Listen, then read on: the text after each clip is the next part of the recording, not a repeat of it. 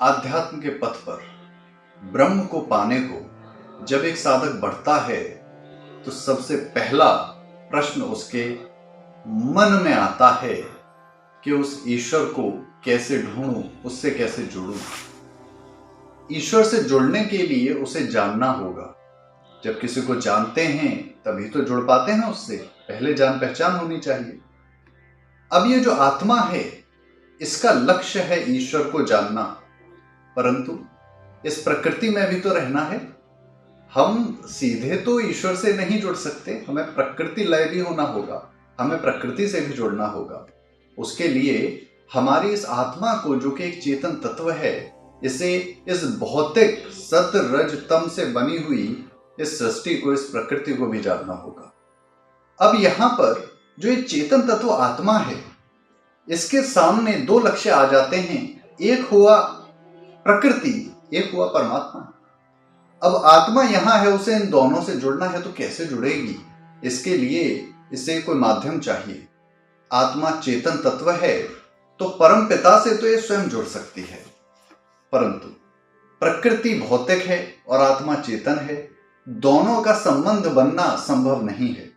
इसके लिए इन्हें कोई माध्यम बीच में चाहिए। जब परमपिता परमात्मा जल तत्व जो बताया गया, जिसे महत तत्व भी कहते हैं, उस महत तत्व से जब सृष्टि का निर्माण करते हैं, अर्थात ऊर्जा रूप से, अदृश्य रूप से दृश्य प्रकट रूप में इस प्रकृति को लाते हैं, तब उस महत तत्व से परमात्मा अंतःकरण का निर्माण करते हैं। यह अंतःकरण क्या है? साधक के मन में प्रश्न आता है, इसको कैसे जानूं? हम कहते हैं ना, मेरे मन में प्रश्न आया, मेरे मन में ऐसी इच्छा हुई, पर यह मन है क्या? यह मन अंतःकरण कहलाता है। अंतः का अर्थ है अंदर का, करण का अर्थ है साधन। हमें प्रकृति में बाहर कार्य करने थे। अब मुझे इस पेन को लेना था और इसे उठाकर कुछ लिखना था, तो मैंने क्या किया? मैंने अपना जो बाहर का साधन, जो इंद्रिय, ये जो कर, ये हाथ परमात्मा ने दिए, इनका मैंने प्रयोग किया। मैंने पेन उठाया, उससे कुछ लिखा। परंतु अब यहां बात क्या हो रही है? बाहर कुछ नहीं करना है, अंदर करना है। क्योंकि जो बाहर की दुनिया है उससे कार्य कौन लेना चाहता है? आत्मा। तो आत्मा को आवश्यक था कि अंदर कोई साधन दो भाई। अब आप कहोगे, आत्मा सीधा भी तो कार्य कर सकता था। आत्मा को प्रकृति को देखना है तो आंखों से देख सकता है, कोई कार्य करना है तो हाथ से कर सकता है, चलना है तो पैरों से चल सकता है। तो फिर ये मन की अंतःकरण की आवश्यकता क्यों हुई?